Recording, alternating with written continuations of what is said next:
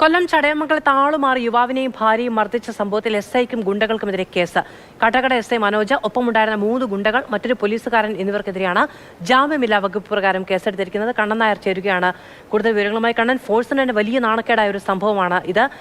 ആളുമാറിയിട്ടാണ് എങ്കിൽ പോലും കൃത്യനിർവഹണത്തിന് ഗുണ്ടകളുടെ സഹായം തേടുന്ന പോലീസിന്റെ നാടാണ് നമ്മുടേത് എന്നുള്ളത് ലജ്ജിപ്പിക്കുന്ന കാര്യമാണ്.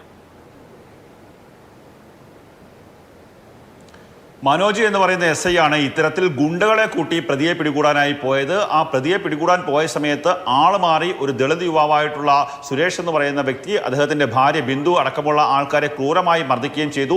ആ മർദ്ദന സമയത്ത് ഈ സുരേഷ് ബോധരഹിതനായി വീണു. താൻ തെറ്റ് ചെയ്തിട്ടില്ല എന്ന് എസ് ഐയുടെ കാല് പിടിച്ച് പറഞ്ഞതാണ്. എന്നിട്ട് പോലും ക്രൂരമായ മർദ്ദനത്തിന് പീഡനത്തിന് ഇരയാക്കുകയായിരുന്നു എന്നാണ് പരാതി. ആ പരാതിയുടെ അടിസ്ഥാനത്തിലാണ് DYSP കൊട്ടാരക്കര DYSP സംഭവത്തെക്കുറിച്ച് അന്വേഷിച്ചത്. ആ സംഭവത്തിൽ ആ റിപ്പോർട്ടിൻ്റെ അടിസ്ഥാനത്തിലാണ് ഇപ്പോൾ എസ് ഐ അടക്കം 5 പേർക്കെതിരെ കേസ് രജിസ്റ്റർ ചെയ്തിട്ടുള്ളത്. ഈ എസ് ഐ മനോജിനെ കൂടാതെ മറ്റൊരു പോലീസുകാരനുണ്ട്. 3 പേർ ഗുണ്ടകളാണ്.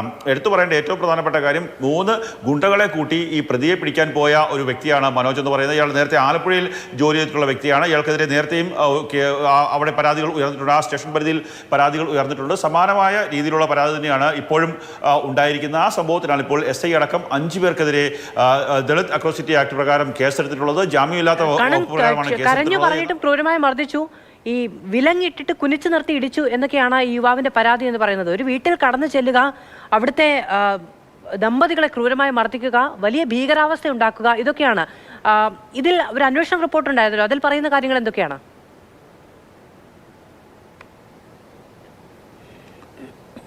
ഈ സംഭവവുമായി ബന്ധപ്പെട്ട് ഈ എസ് ഐ എതിരെ DYSP റിപ്പോർട്ട് നൽകിയിട്ടുണ്ട്. ആ റിപ്പോർട്ടിൻ്റെ അടിസ്ഥാനത്തിലാണ് ഇപ്പോൾ എസ് ഐക്കെതിരെ കേസ് രജിസ്റ്റർ ചെയ്തിരിക്കുന്നത്. എസ് ഐക്കെതിരെ ജാമ്യമില്ലാ വകുപ്പ് പ്രകാരമാണ് കേസ് എടുത്തിരിക്കുന്നത്. അതായത് ഇയാളുടെ ഭാഗത്ത് കൃത്യനിർവഹണത്തിൽ തടസ്സമുണ്ടായി, 2 ഗുണ്ടകളെ ഉപയോഗിച്ചുകൊണ്ട് ഇയാൾ പ്രതിയെ പിടികൂടാൻ പോയി, 3 ഈ ദമ്പതികളെ ആക്രമിച്ചു.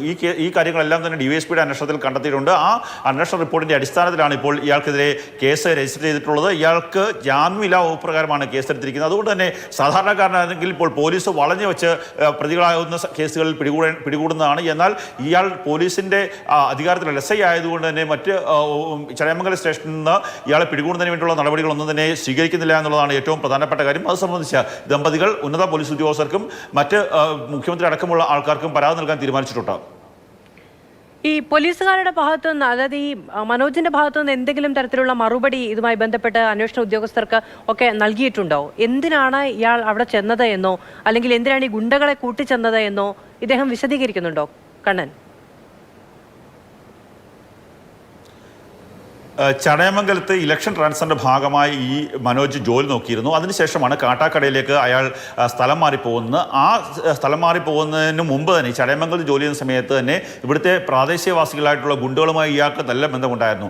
അതിൽ ഉൾപ്പെട്ട 3 ഗുണ്ടകൾ, ക്രിമിനൽ കേസ് പ്രതികളെ ഉൾപ്പെടുത്തിക്കൊണ്ടാണ് ഇയാൾ ആ സുരേഷ് എന്ന് പറയുന്ന ആളുടെ വീട്ടിലേക്ക് എത്തുന്നത്. പക്ഷേ ഞാൻ പ്രതിയല്ല, തന്നെ ആക്രമിക്കരുത്, അടിക്കരുത്, മർദ്ദിക്കരുത് എന്നൊക്കെ പറഞ്ഞിരുന്നു. എന്നാൽ അതൊന്നും മുഖവിലേക്ക് എടുക്കാതെ ഇയാൾ ഈ എസ് ഐയും ബാക്കി ഗുണ്ടകൾ ചേർന്ന് ആക്രമിക്കുകയായിരുന്നു എന്നാണ് പരാതി.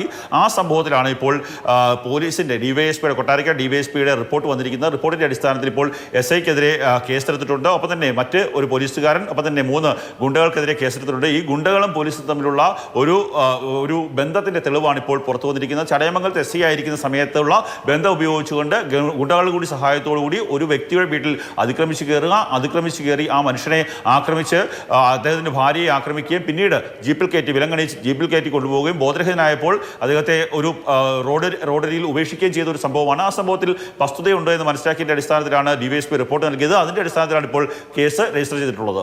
ശരി, കണ്ണൻ തുടരണം ഇപ്പോൾ.